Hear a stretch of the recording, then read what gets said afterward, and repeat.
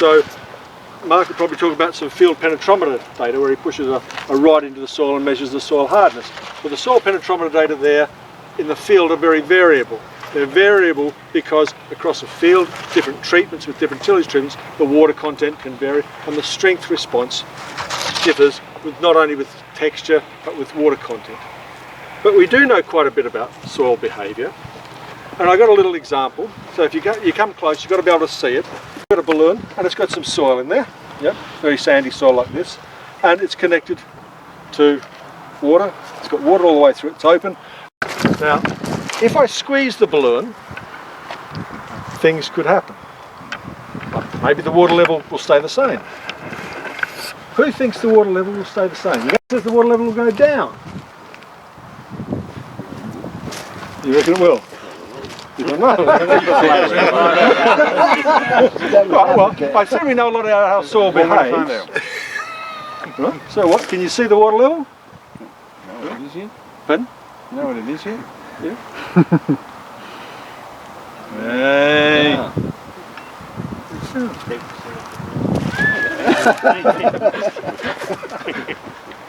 You want to do the explanation? Or you want me? Well, I really thought you're pushing it through the structure, don't you? So what's there is the basis of agriculture for 3,000 years. It's tillage. It's getting the particles. If you to cultivate soil, you get the particles to roll over each other, and you create more pore space. They're creating more pore space for you guys to get more air in, but here you can see that pore space being generated by more water, in this case water getting into the system. So you can cultivate a soil because there's no confining pressure, there's nothing there squashing it in, so you loosen the soil. So you can see all the money that Potato Council gives these really pays off. The difference is if you try and shear a soil, deform a soil like that, and the soil is confined. So if we go down into the soil and we think about a tractor wheel going over, okay, the tractor's coming along this way, the tractor wheel pushes the soil forward, as I did, pushes it down, and then it actually comes back as the wheel goes over. But because the soil is confined, it's got nowhere to go up, it can't spread out, that it actually, that weight on top squashes it down and you lose pore space. And it's the confining pressure that makes the difference. So then we can start to ask questions like, what is the critical depth? How deep do we go to shift that loosening into making the soil more dense, more compact? How does that change for the soil texture? How does it change for the soil water content? And Matt and Mark will come and talk to you about some of the examples here where they know what the treatments were. I don't know all the treatments.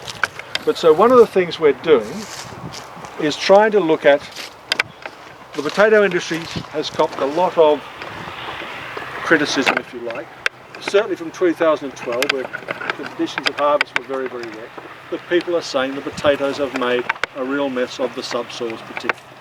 So we've got a number of projects, or as part of this project, we're going around to look at a number of experiments where the different cultivation systems have been used, where we've had different organic amendments to say, okay, how has the state of the subsoil changed? What was the state of the subsoil before potatoes, during potatoes, after potatoes, and 1 year after potatoes, 2 years after potatoes, and we will do 3, 4 and 5 years after potatoes, and to see whether there is a recovery and how quickly that recovery occurs.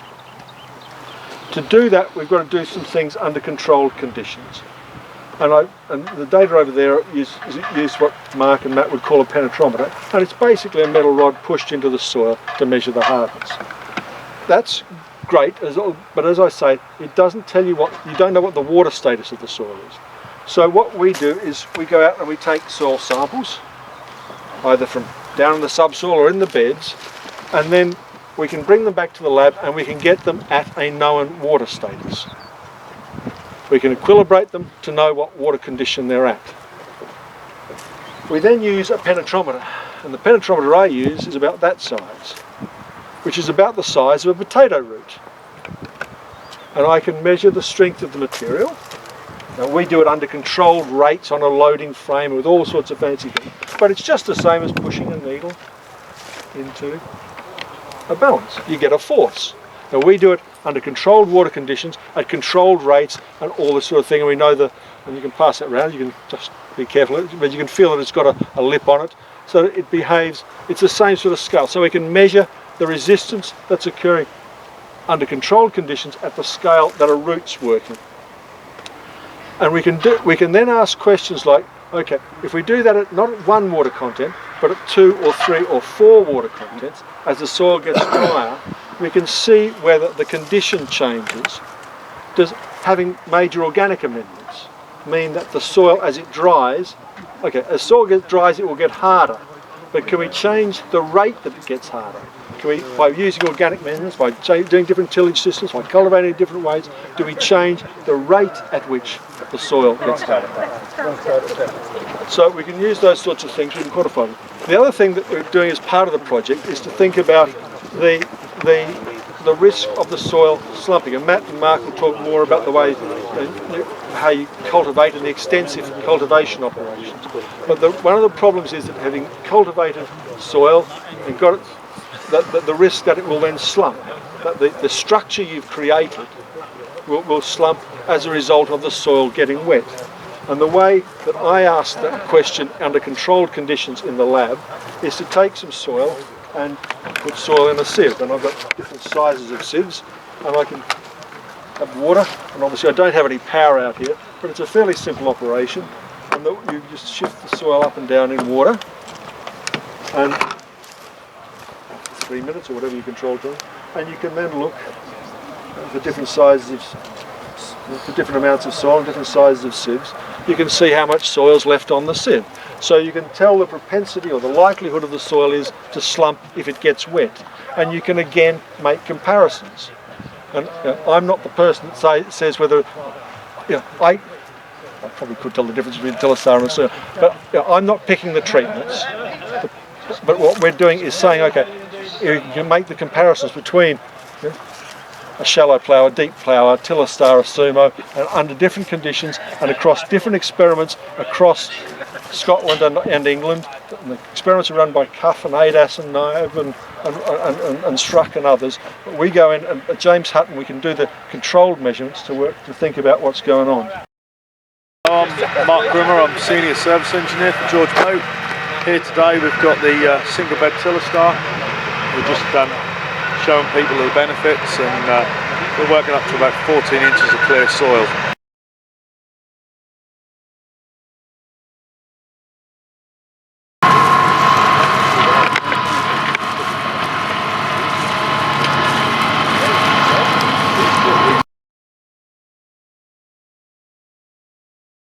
Years ago, there was a guy in Norfolk called John Purslow who did some work on, and I'm sure Debbie might want to contribute here, I don't know, but did some work on fry colour and looking at interactions between nematicides and Amistar, and found that when the two were used together, that they tended to hold their fries better, fry better colour, and all that sort of thing, which of course is what you want out of a crisp.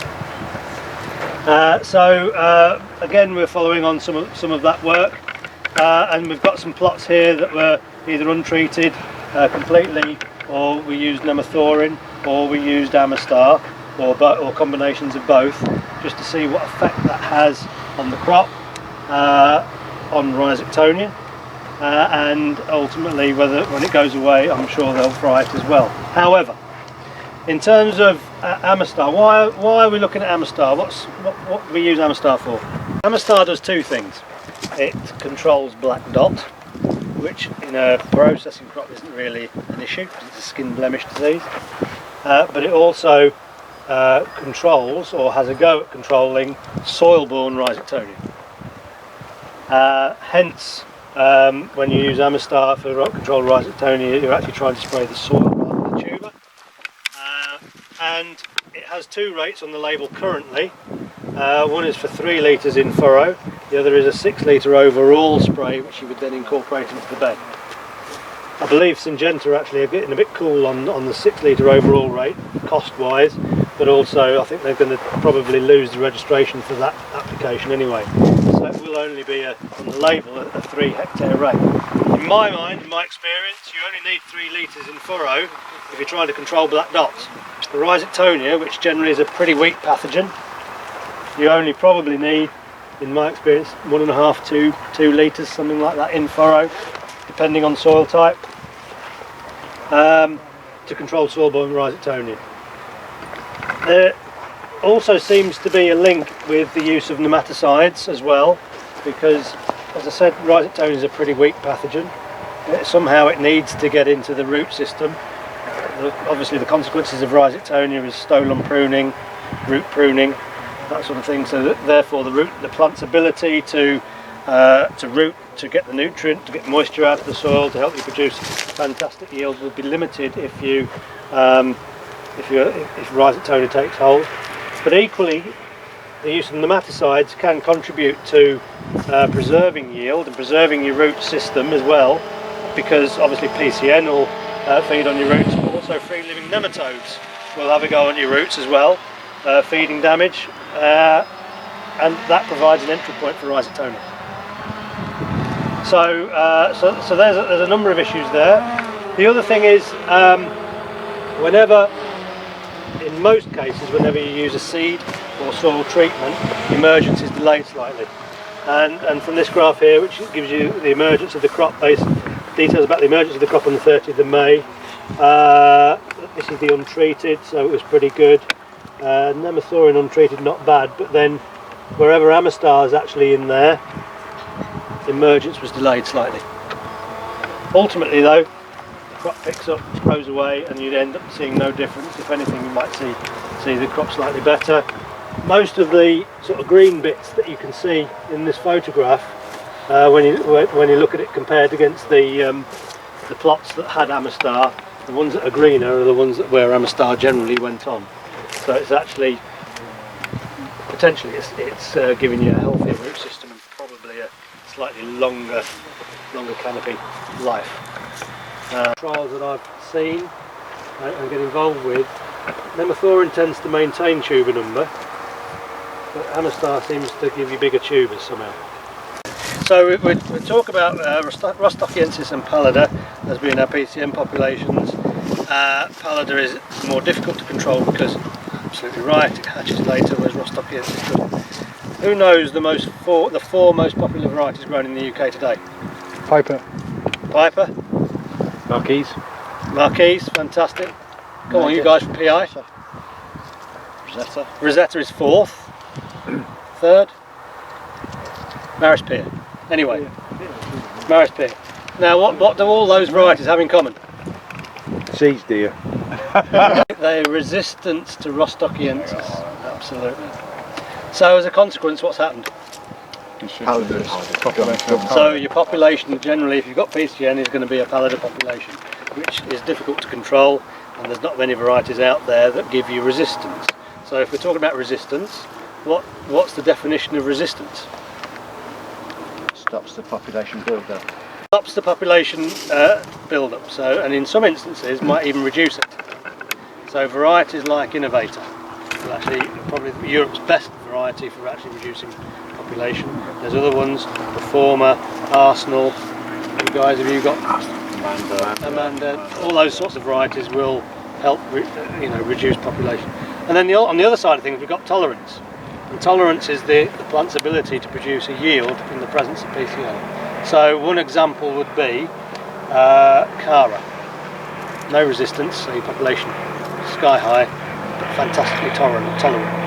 Would still produce a marketable yield, even 50-60 tons a hectare in the presence of loads of PCN. And that's probably why we've got all the problems we have today, because everyone grew Cara and Pentland Crown and all those sorts of things, and multiplied all the PCN. And Piper, of course, is a challenge. So therefore, we need to control Pallida. How do we do that? Obviously we're using nematicides. The Potato Council's got a fantastic tool which helps you control PCN. It's called PCN model, and you can put loads of data in there on the varieties you're growing, your rotation, your nematicide use, all that sort of thing. However, when you actually go into it, it actually defaults that your nematicide is going to be 80% effective. Now, there's been loads and loads of work done, and some of it by a guy called David Trudgill years and years ago, who initially did a lot of work on PCN, actually suggested that sometimes it might only be 20% effective. So the growers amongst you, and so obviously the distributors or whatever you might be, you're selling nematicides, you're using nematicides, 300 quid a hectare is costing you something like that for full rate. Anyway, so you're using these nematicides and could only be 20% effective. Well, that's an awful lot of money to be spending for 20% effectivity. So therefore, you actually need to think about applying the nematicide correctly to the right amount, to the area where it's needed the most. It's never going to last the lifespan of the crop anyway. So all you've got to do is protect that root enough to get it emerged and get it out of the ground, producing ground cover to capture radiation, all that sort of thing. Protect it long enough whilst the product stays in the soil and is working if you can. Therefore, the importance of applying it where it's needed. Obviously in the UK we're talking, well, there's 3 products, mainly 2, so we're talking Vidate and we're talking nemathorin, but there's also Mocap. Can anyone tell me then what it says on the label, how deep or how you should incorporate these products? No? Between 15 and 20 centimetres.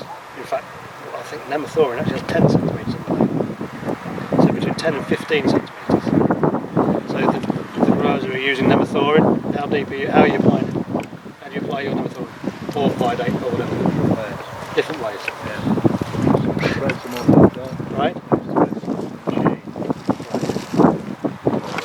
Overall. So with a TMA, and then incorporating it like that with a rotary power harrow or power harrow drill combination. Some people do that even, don't they? Okay. I think the key message is that, certainly from all the trials work done, is trying to get it into that 10-15 centimetres is crucial. Because it's there. If you get it too deep, then obviously you're diluting it. You're only putting either 55 or 30 kilograms on anyway per hectare. Well, you're putting a huge amount of soil. Whether 10 centimetres, if you're actually over applying it or diluting it, and you're going 20 centimetres or even 30, you're actually getting half or a third of the rate where it's needed anyway. So important to get it to where it's going. It's only going to go down anyway. You can't, once it's down, it can't go up again. If you're irrigating high rainfall areas, it's only going to get washed down. So you're starting off the problem. So aim to apply it correctly in the first place. I know Andrew here applies it on the destoner. A lot depends with the destoner then on the soil type, how many webs it's got, where the position of the thing is on the destoner, which web it's dropping through.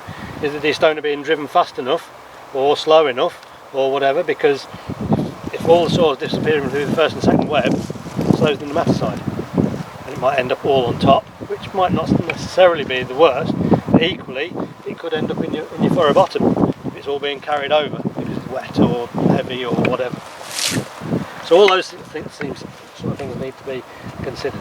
So in this plot here, in this trial here, we've got 4 different methods. We've got nothing. We've got the commercial, which is basically what Andrew uses on the destoner. We've then got another option which is often used, which is a deep ridger. People deep ridge and they apply the nematicide on that because they're thinking they're getting it incorporated in the right sort of area. In essence, they're probably going too deep. And then finally at the end there, we've got a purpose-built nematicide bed tiller. Some companies, by engineering, 1 or 2 others, Pearson's, Grimmy even now, will make purpose-built 3-bed ones, single bed 2, to apply it in the right area.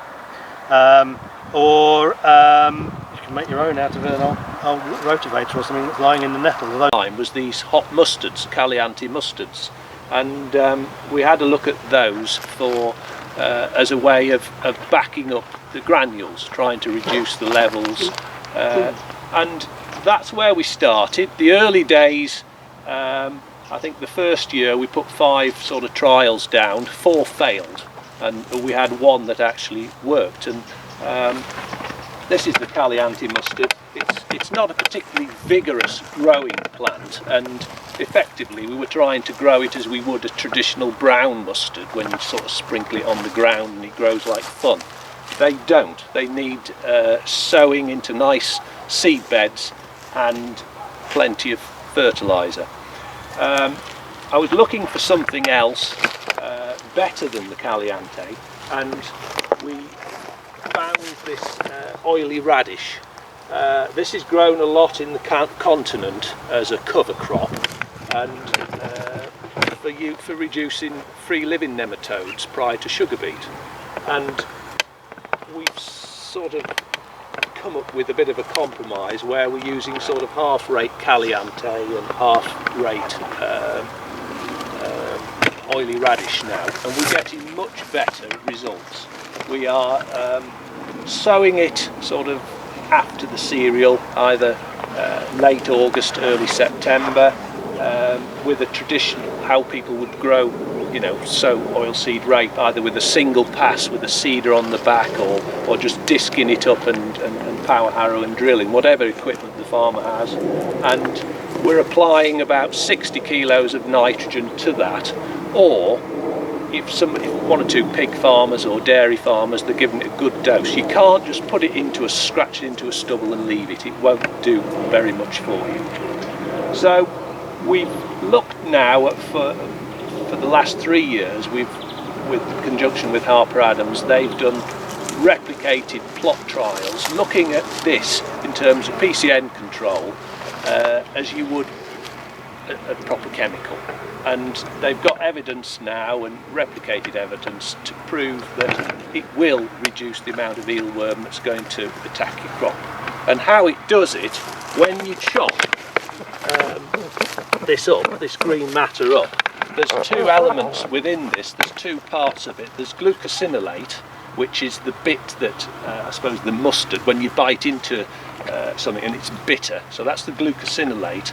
And also in there is a compound called myrosinase, and when those two are mixed together, broken up and mixed together, they produce isothiocyanate gas, and it is that, like a mustard gas, that when it's incorporated in the soil, so we mash it up, we then rotivate it lightly, so you've sort of a little bit of distribution, and then plough it under, and that gas is released in the soil for sort of 2 to 3 days.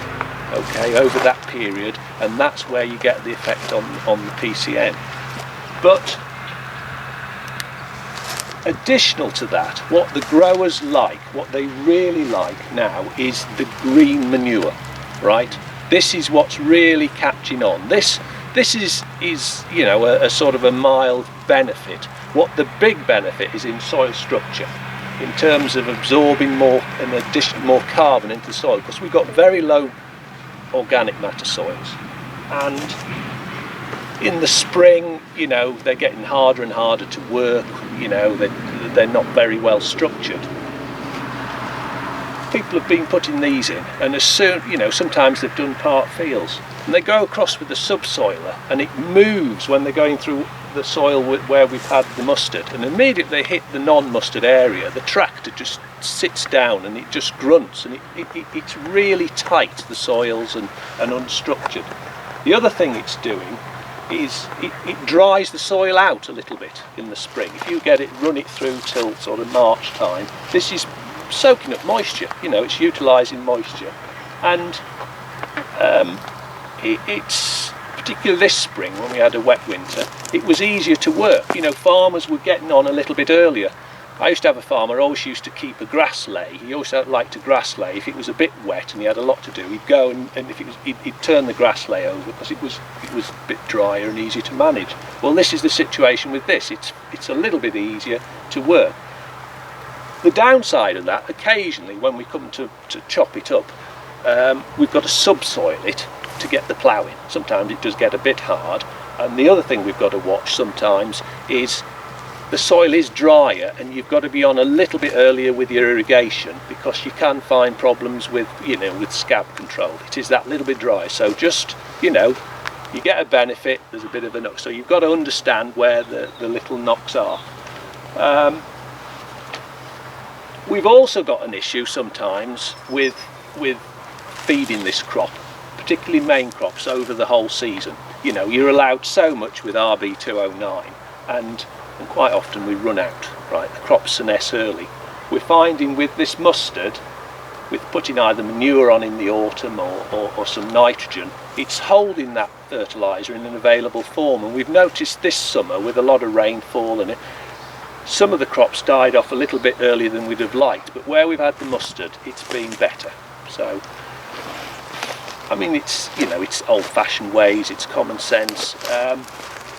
The nice thing now, in terms of your ecological focus area, we are hoping that this, so long as it's sown within the certain dates before the 15th of October and left until after the 15th of January, you will be able to count it as part of your greening measures. So it's another benefit.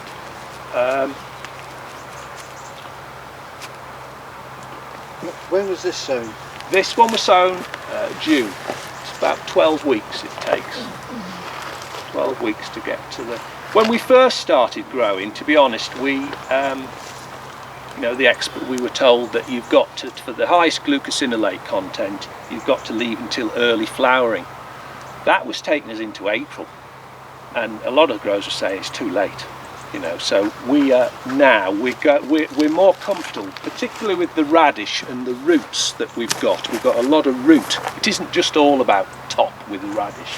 So we're going in March. You know, we're not waiting for the early flowering. We're getting a little bit more fertiliser on in the autumn, getting the bulk, getting the biomass in the autumn, top up a little bit with nitrogen in the spring, and macerate. Even if it isn't enormous, we're still getting benefits. So we're going a bit earlier, we're not compromising our planting. We've looked at one of the originally Basically, we got into cultivation trials at Slingsby in Yorkshire last year, and the whole idea was that to actually try and practically show growers what they can do to implement some of this latest cultivations research that's being done, particularly by Mark Stallen, which will take you through the soil pits. So what we did was basically to have not just a demonstration. So this field isn't just a demonstration, it's actually a fully replicated trial. You can see here that this is basically a 12 metre discard, so we actually move the machinery between the plots. That's rep 1, rep 2, rep 3. Okay, so as well as this, all this information that's on this site will go towards the Potato Council's cultivation trials project as well. So what we did was split the cultivations down into two, primary and secondary, all in the spring. This field was planted on the 23rd of April, and we started cultivation 3 or 4 days before that. So in terms of the primary, we had shallow ploughing, it was around about 10 inches deep. Deep plough was around about 13 inches deep. The Sumo was actually on a 200 horsepower tractor on this farm. We couldn't quite pull it at speed at sort of plough depth. So that was around about 11 inches deep. The subsoiler was the V-form that you can see behind you, and the George moat into stubble. And as last year, the shallow ploughing actually came out last year at Slingsby, where the subsoil was clay. The shallow ploughing actually came out best in terms of the cost, and actually yielded the best as well in that particular trial. And again, it's done well on cost here. You'll see quite a big difference in terms of the cost for shallow ploughing and deep ploughing on this site. The difference was that the deep ploughing was about 0.9 of a hectare an hour operation speed. The shallow ploughing was up to 1.5 hectares an hour. So that's where you'll see the big jump in terms of shallow and deep ploughing costs.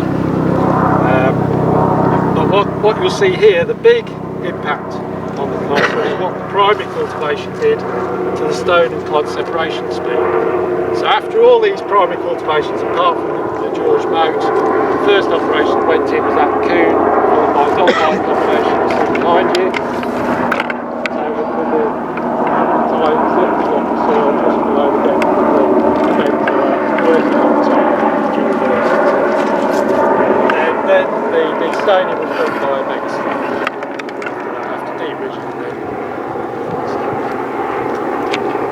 So you'll see here that what happened with the deep ploughing is that we ploughed up a bit more clod, that had an impact on the speed of going with the stone separator compared to the shallow ploughing.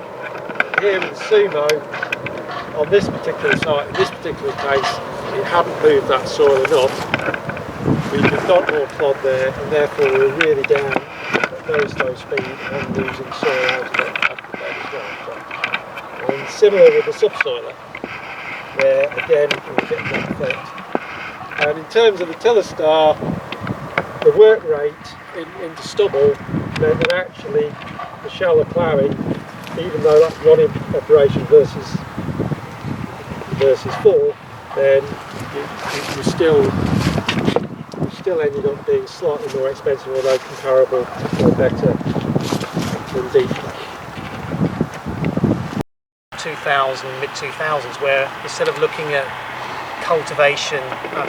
compaction caused by loading of machinery, so tractor weights, trailer tyres, pressures and so on, we looked at the effect of cultivation on soil compaction and how we could affect it with different soil types and different machinery. And the latest projects have really been sort of constrained to what Matt has just talked about here, is beyond the primary, looking at creating your seed beds, so the secondary cultivation effectively. And the reason is we're looking at that is because from a long-term history, soil structure is largely deteriorating in arable farming. We've got to the stage with many fine textured sands, so not just the sort of coarse material you've got here in the subsoil, but the sort of sandy loams, fine sandy loams, sandy silt loams and the silt loam soils. Basically we're manipulating them with machinery, rotary machinery, sieving machinery like destoners, at quite frequent rotations, and we're losing structure. At the same time, we're inexorably with warmer average temperatures, in combination with that extra movement of soil that we're doing for our root crops and so on, we're actually losing organic matter, and organic matter is a crucial key to maintaining soil stability. Now what does soil structure mean? Well, basically, as we grind soil down, many of our soils are in a status like we see here. They have relatively little structure, and if I sieve that soil, that's actually quite a nice structure for a potato ridge within the centre. We don't need all this fine stuff. Our machinery that we use and the cultivation operations that we perform actually are very non-selective in trying to produce a sort of fine texture that we want. We ended up with a lot of fine stuff, and we spend a lot of time trying to break all the coarse cloddy stuff like this up and break it down. At the same time, all the fine stuff's getting finer and finer and finer, and eventually we give up. That goes out the side of the machine and gets dropped in a wheeling, and then we run a tractor wheel over it. So we spend a lot of time doing that. Now, as Matt mentioned, one of the things about deep ploughing is that when we ploughed this field, it doesn't always happen, when we ploughed it, we created soil that we actually needed to break down. So the ploughing operation itself created clod. That's pretty much the same with a lot of spring operations that we do. If we work soil too deeply, we will bring up soil that basically is not unweathered, but it's in a less weathered state than on the surface of the ridge. We've then got to deal with that with our operations of bed tilling, rotary cultivation and destoning to produce the seed bed we want. Now, by working soil shallower, generally our soil is very much more like your shallow ploughing scenario, that we haven't created that clod to start with. The clod's there on the surface, yes, we break that down, but the clod that we dig up, which is wet soil that we roll around on a machine over a series of stars or webs, actually isn't created in the first place. So that's where our sort of brief came, that I'm sort of looking at and saying, can we maintain or improve soil structure by working soil less? Our project will go some way towards answering that, and Blair's project, which is basically looking at when the potato harvester leaves the field, looking at what treatments, contrasting treatments we have, what the effects are in the next cereal crop, and then the following one, and then the following one. So we're following it through the next 4 years of rotation to understand a bit more about whether soils recover on doing damage with potatoes, whether they don't recover, in fact, whether they stay in such a bad status, or whether there's a different reaction with different cultivation regimes or different soils. What we know is There are soils that are very resistant to damage, fairly resistant to damage, where we can abuse them. We get some degree of soil compaction, some degrees of soil damage, but following potatoes they quickly recover and we end up with a soil that's pretty much similar to what we started before we planted the potato crop.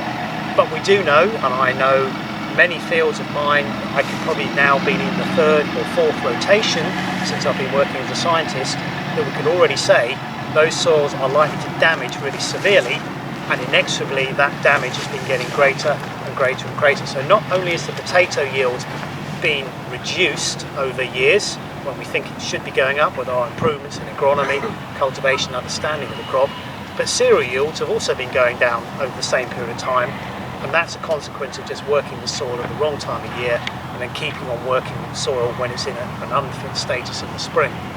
So what we're trying to understand a bit more is, if we can work soil so we do less structural damage, does that affect your return as a grower?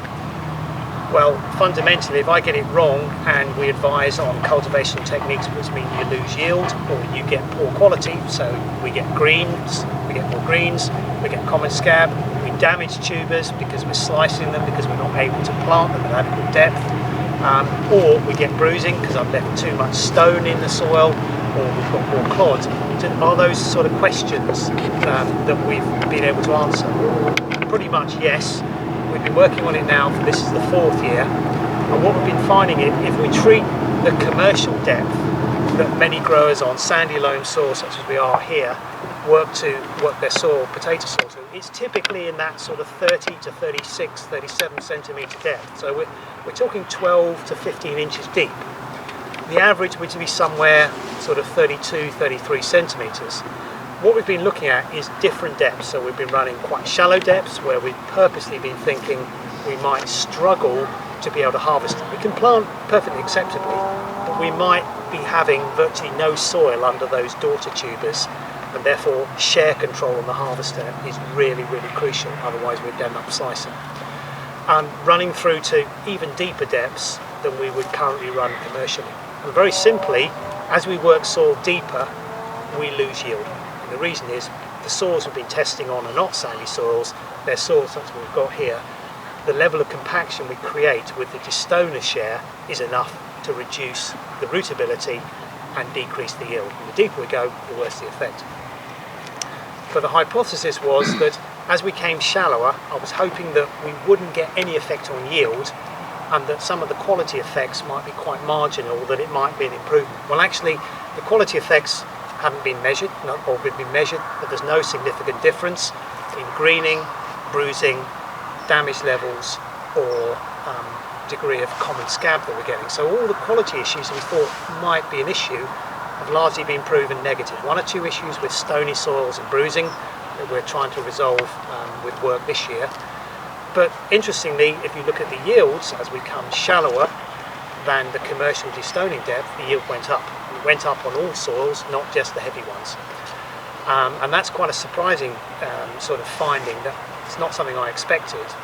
The reason we think it's happening on heavy soils is because we are working soils at that plastic limit, even at 10 inches deep. So looking at 25 centimetres, which will come down to some of these treatments here, even at 10 inches deep, your soil will deform plastically and give you compaction. And Blair's talked about what happens in the soil with the constraining forces that we've got. Working soil at 35 centimetres, 14 inches, is going to give you more compaction, a harder layer, and that reduces yield more. But as we come shallower, what we find is that we can work a soil where we've gone drier, or slightly drier than that plastic limit. We don't do the damage, and we can end up with less compaction. Now, that critical depth for cultivation will vary according to what sort of winter rainfall we've had, how dry the spring is, what the previous crop was, where the soil is, what the soil structure is, and all those sort of things combined. But basically, a wet growing season like 2012, followed by a wet winter, basically means soils have slumped. They're very compact. Our critical depth was about 2 inches shallower than you'd expect on average. So therefore, if we worked our soil in the spring following a very wet summer, followed by a wet winter, we would expect that sort of damage at depth, shallower depths than we would in normal years. And the results from last year pretty much back that up, that we've got quite significant compaction even from quite shallow depths. So the critical depth will vary. The point is, can we ever cultivate avoiding that critical depth by coming shallower and still plant potatoes? And the answer is yes in all examples. In very few soils have we experienced a problem with maintaining planting depth and harvesting depth, even working soils as shallow as 9 inches. So we can come appreciably shallower than all of the treatments that we've got here. The difficulty comes is we've got 1 or 2 examples where we've actually not been able to plant at the depth that we want. The experiments are, people will come to me, the planter will say, it's your shallow cultivation treatments, I can't plant and I can't get enough soil. And actually when we go and look and I say, well, actually it's not the shallow ones, it's the deep ones.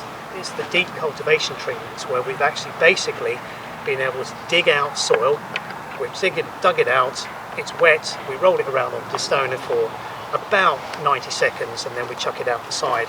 And so what we've got is virtually no differential between the height of the potato bed and the wheeling either side of it, because we've thrown out too much soil. There's plenty enough soil in the bed, but the planter can't gather up enough soil to cover the rows, or the rows on the outside of the bed.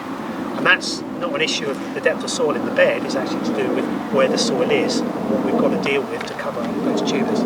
So we can certainly work that way, and we've worked out now a series of particular sort of scenarios with different soils about what the critical depth would be. And that's sort of the brief of the project. This work is really testing those sort of extremes of 25, which is pretty shallow. It's at the level where I'd be a bit uncomfortable on some soils in having enough depth of soil to harvest with, then looking at the standard commercial depth, which is 35 centimetres. So we look along here, the pits, we've got all those treatment combinations that Matt sort of explained. So any questions on that? Okay.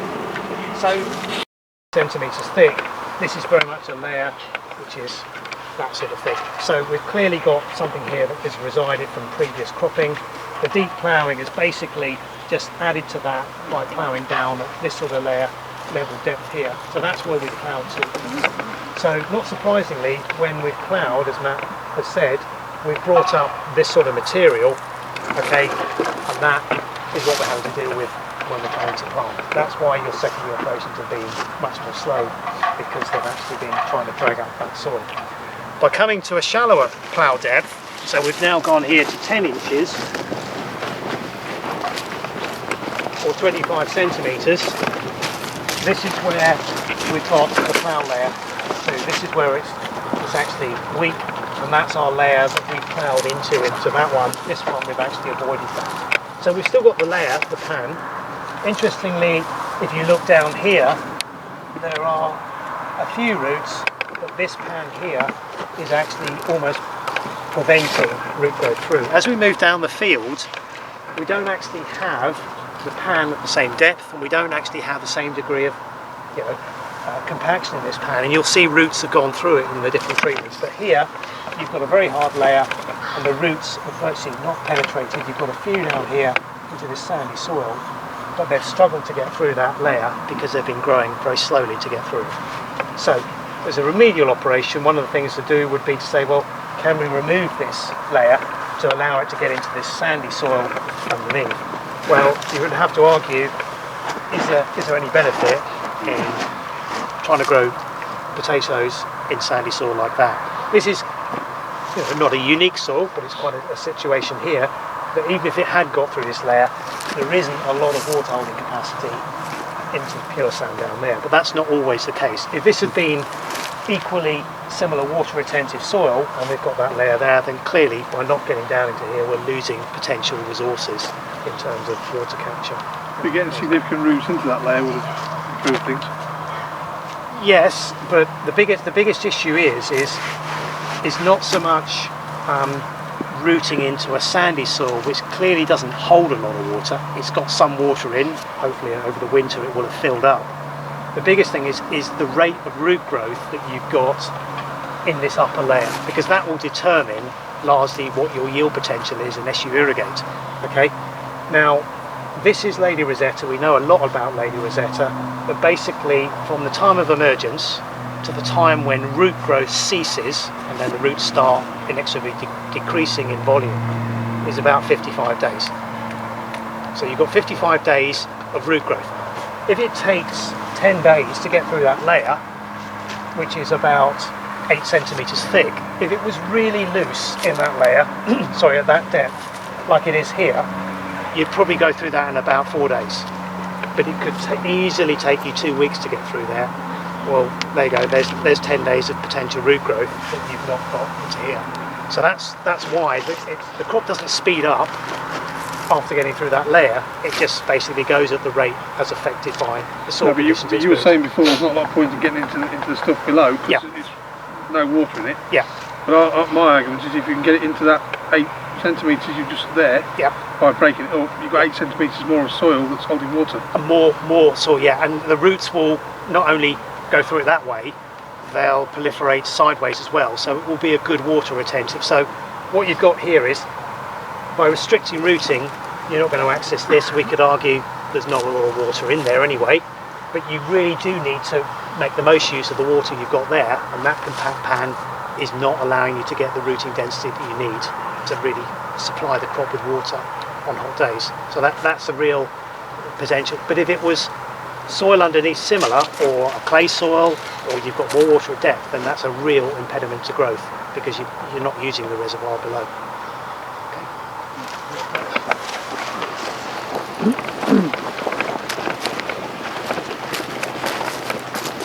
So these are the two contrasting non-inversion techniques. Despite it being quite easy to find the slots where the legs ran in here and here, and you go and measure them over there, they're 60 centimetres apart. These look to be about 30, but there's clearly a fissure running down here from some tool. But bear in mind, this one is now running below or very close to that plough layer that we've got, so it's running at this depth here, so it is actually capable of lifting and breaking that layer. But bear in mind, think this back in April 2013, what would be the status of this soil in terms of water content? Would it be as dry as this? Wouldn't be. So your subsoil is basically running in a soil which would basically shear, with a lot of weight of soil constraining it from both underneath, because it's hard under here, so you're unlikely to do a great deal of rupturing and fissuring and breaking up of this soil. And you've still got that layer there, but it is looser, and you do have roots going down into the subsoil here. And again, we're into sandy soil down there, but we're now changing the sandy soil. The sandy soil here has got a little bit more silt in it. Okay, so we're gaining a bit more water holding capacity here compared to certainly the first pit that we're on. So we're changing slightly the subsoil there. So that's subsoiling. If you contrast that with basically a 14-inch depth cultivation, and then we move through something that was partially constrained by soil conditions because it's wet, inadequate horsepower on a machine that can only run at this depth, and this is where we've got our layer working. We've still got this hard layer here, but this is by far and away the hardest layer we've got. You know, the